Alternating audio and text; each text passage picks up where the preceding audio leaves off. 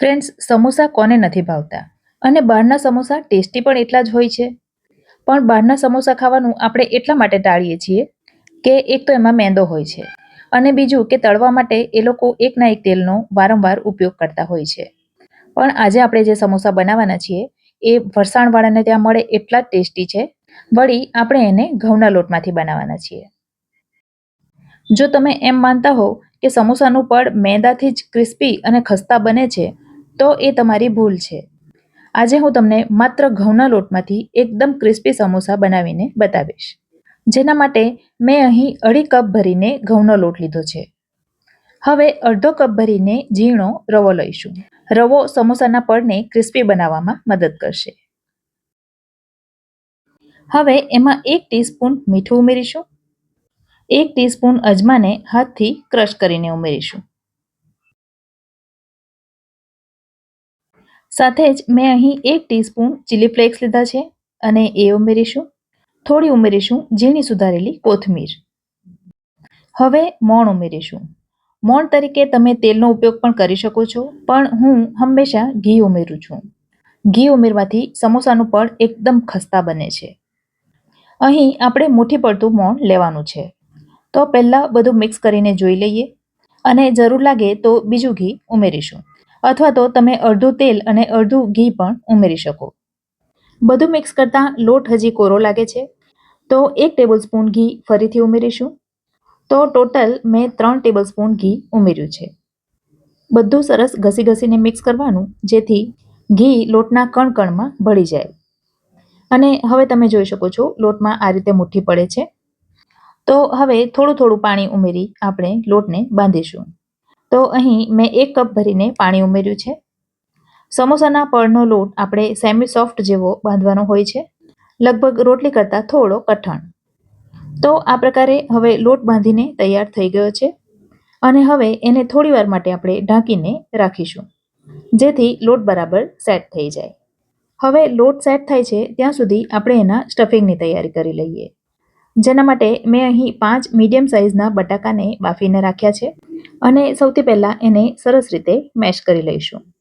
હવે એક પેનમાં 2 થી 3 ટીસ્પૂન જેટલું તેલ લઈ લેવાનું અને તેલ ગરમ થાય એટલે વઘારમાં ઉમેરીશું 1/2 ટીસ્પૂન જીરું.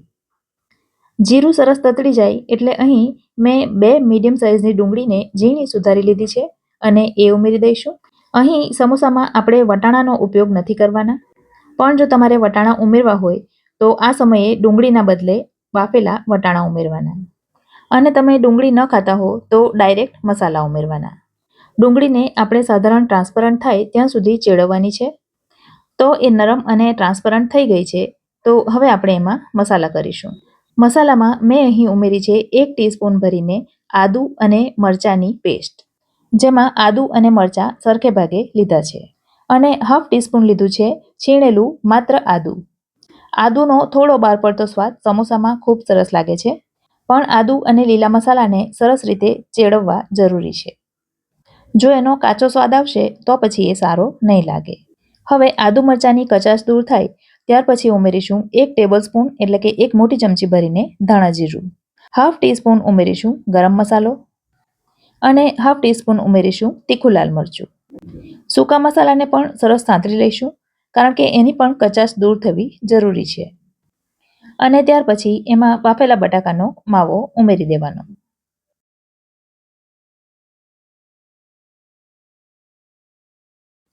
હવે બધું મસાલા સાથે થોડું મિક્સ કર્યા પછી એમાં આપણે બીજા મસાલા કરીશું. જેમાં 1 ટીસ્પૂન ઉમેર્યો છે આમચૂર પાવડર. 1 ટીસ્પૂન અને થોડું ઉપર ઉમેરીશું મીઠું, અથવા તો મીઠું તમારે તમારા સ્વાદ અનુસાર ઉમેરી દેવાનું. અને અડધા કપ જેટલી ઝીણી સુધારેલી કોથમીર ઉમેરવાની. હવે બધું ખૂબ જ સરસ રીતે મિક્સ કરી દેવાનું. થોડા ઘણા જો બટાકાના ટુકડા આખા રહી ગયા હોય તો એને ચમચા વડે મેશ કરી દેવાના. બધું મિક્સ થઈ ગયા પછી આ સમયે પૂરણ ચાખી લેવાનું, જેથી કંઈક ખૂટતું હોય તો ઉમેરી શકાય. તો સમોસાનું ખૂબ જ ટેસ્ટી અને ચટપટું સ્ટફિંગ બનીને તૈયાર છે. આ સ્ટફિંગ એટલું ચટપટું બને છે ને કે સમોસા વગર તમને એમને પણ ખાવાનું ગમ્યા કરે. હવે એને એક બીજા વાસણમાં લઈ લઈશું, જેથી એ થોડું ઠંડુ થાય. આ તરફ સમોસાનો લોટ પણ સરસ તૈયાર થઈ ગયો છે. તો એને થોડો મસળ્યા પછી એમાંથી એક મોટો લુવો લઈ લેવાનો. એક લુવામાંથી આપણે 8 સમોસા તૈયાર કરીશું, એટલા માટે થોડો મોટો લુવો જ લેવાનો. હવે મોટી પાટલી પર અથવા તો મોટા ચોપિંગ બોર્ડ પર એને વણી લઈશું. એને ભાખરી કરતાં થોડું જાડું એવું વણવાનું. તો શરૂઆતમાં ઊંચકીને અને ત્યાર પછી પાટલી ફેરવીને એને વણી લેવાનું. ત્યાર પછી એનો વચ્ચેથી એક સીધો કટ લગાવી દેવાનો અને બીજો કટ તમે જોઈ શકો છો એ રીતે આડો કરવાનો, જેથી એના 4 ભાગ થાય. હવે એની વચ્ચેથી પણ બીજા 2 કટ લગાવીશું, જેથી એના ટોટલ 8 ભાગ થશે.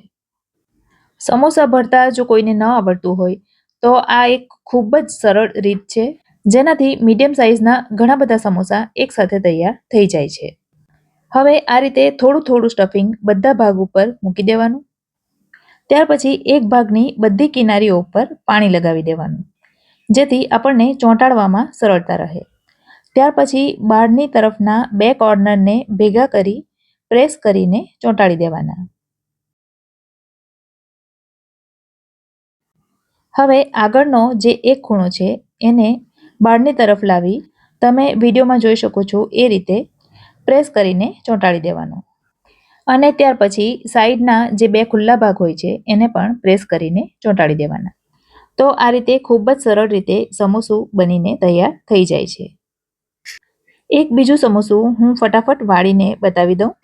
ફ્રેન્ડ્સ, મારા વિડીયો તો ઘણા બધા લોકો પસંદ કરે છે, પણ હજી ઘણા બધા લોકો એવા પણ છે જેમણે મારી ચેનલને હજી સુધી સબસ્ક્રાઈબ નથી કરી. તો એમને વિનંતી છે કે મારી ચેનલ સબસ્ક્રાઈબ કરી દો અને પાસે આવેલું નોટિફિકેશન બેલ દબાવી દો, જેથી મારા આવનારા બધા વિડીયોના નોટિફિકેશન તમને સમયસર મળતા રહે. અને સબસ્ક્રાઈબ કરવું બધા માટે ફ્રી હોય છે. તો આ રીતે બધા સમોસા વાળીને તૈયાર કરી દીધા છે. તો હવે આપણે એને તળી લઈએ. સમોસાને તળવા માટે તેલ ગરમ થવા માટે મૂકી દીધું હતું.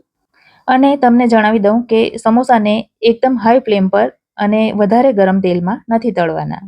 તેલ મીડિયમ ગરમ હોવું જોઈએ અને સમોસા તળતી વખતે ગેસની ફ્લેમ એકદમ લો રાખવાની.